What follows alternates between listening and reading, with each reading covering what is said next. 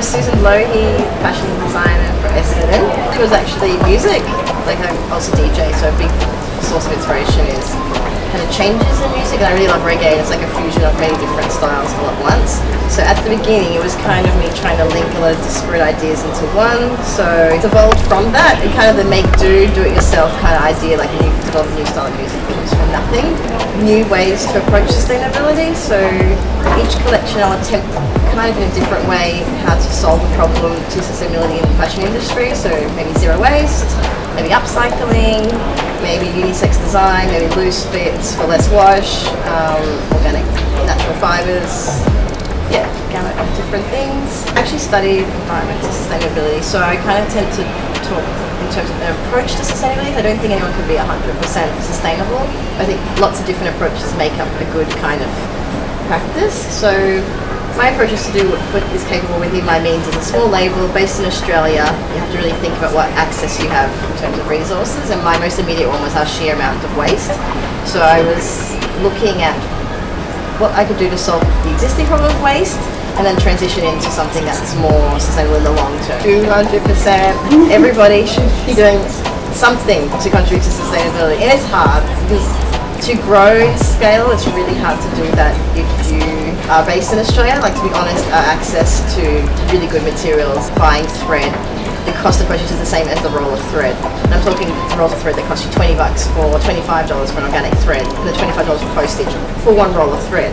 So any company starting out, that's inhibitive. So they want to grow to a bigger scale, they need to find ways to scale everything in that. And it's not hard. Like, if you can't do it yet in your products, you can do it in your distribution or in your packaging, or even offsetting your carbon to do with your actual like electricity. The extra investment in time it takes to figure out a way to change things. And that's the hard part that I feel like we're lacking the investment and support from the government to give people the time to do that little thinking, because when you're starting out you're like everything goes into it and you're trying to cut costs everywhere, because most people are barely paying their rent, let alone thinking about how to save on the environment as well. So yeah, taking time to solve design problems, taking time to have good design. So good design meaning designing for the longevity of the garment before and beyond its use. It's taking time to produce the garment. So I mean, some of my garments take 2-3 weeks. It can involve a couple of different approaches, and it's also taking time to experiment, because sometimes the first idea is not the best idea. So slow fashion really is something you hope to pass on to the consumer is a good product that's well thought out, and that they can see that in how they get to use it for a longer time. So it's just investing little bits of your time in every step of the process, which blows out the time, blows out the cost. That's what makes it slow fashion, I guess. Yeah. Started in Canberra, and because that city's kind of removed from any fashion like industry, we were taught to be completely kind of self-sufficient, and we were kind of taught how to be a full business, sole trader, but a business on your own, the producer, the manufacturer, the marketer, and then even the retail. So I came to Melbourne with that in my mind. I don't know, at the moment the most thing that would annoy me the most of the whole process is social media. I think that started to take over the joy of what I used to have in presenting my work. I used to be like a street style blog, and I love taking photos, and I still do a lot of my own photo shoots. But the actual marketing of myself, I find that difficult, because I never want to sell a garment to someone. I want someone to want that garment inherently, with or without even the story about sustainability, with or without the kind of lifestyle sell you do when you present a thing style to someone. I really want it to be the garment stands on its own. Making I love. You see me at home, it's like in pajamas, cup of tea, slowly putting button holes, one by one, on a really old 1950s machine. So yeah, you have to enjoy it if you're doing things in that way. Oh, it's the baby at my feet. Hey, you come up. This is Aya. Can I introduce you guys? That'd be interesting. Yeah, she takes most of my attention, obviously, and I try and include her in it because I want her to see what it looks like to do something we love. I mean, I had other jobs, but this is the one I really want to pursue. So I kind of have a very schedule, like it's like 2 days to the business. I teach sewing as well, 2 days to teaching, and the rest of the week with her pretty much. And some people like DJing.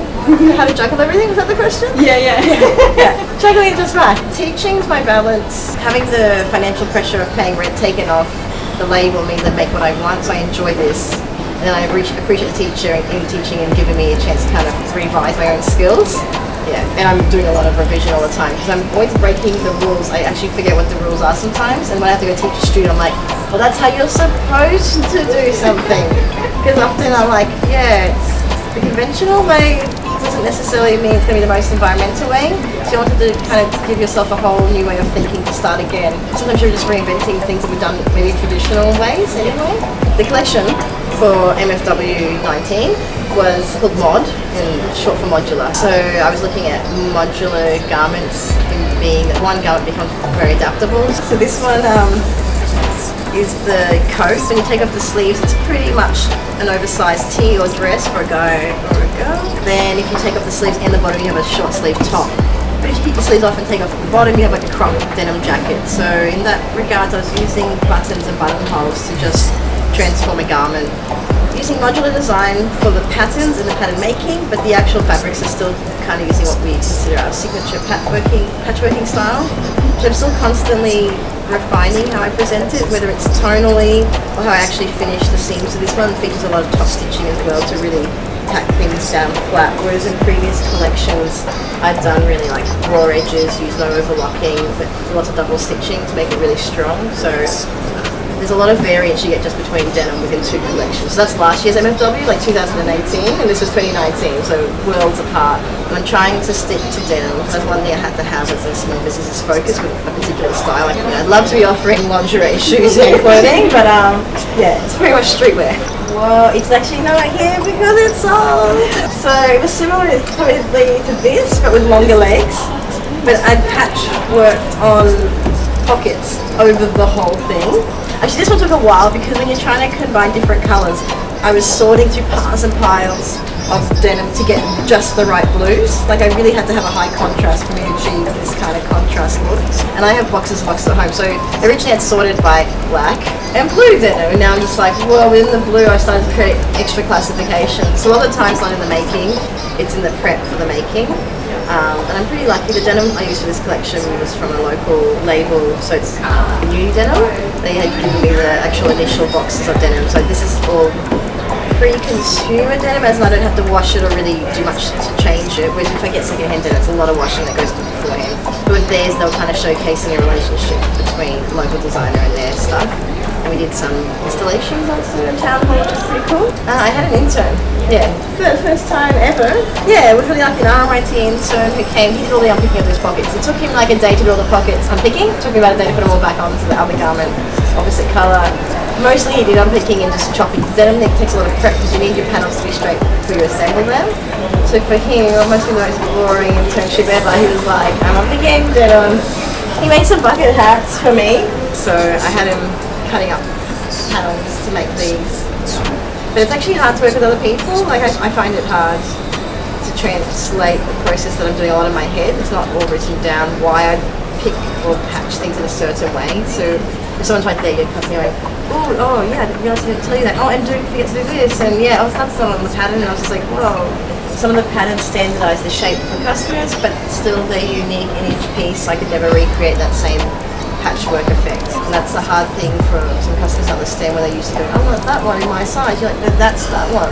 Trying to sell each individual garment for its own merits. Yeah, and get people to go on that process, because also there's a bit of time involved. Someone does want a custom make, or they want this one modified to their size, then I'm deconstructing my own garment and then reconstructing it to someone's new requirements. So most of my customers are really good. The ones who get this really get it. Yes. Even though I got the modular trend seasonal idea, on the runway it looked like I set a bunch of heavy denim items for a summer collection. And that's hard.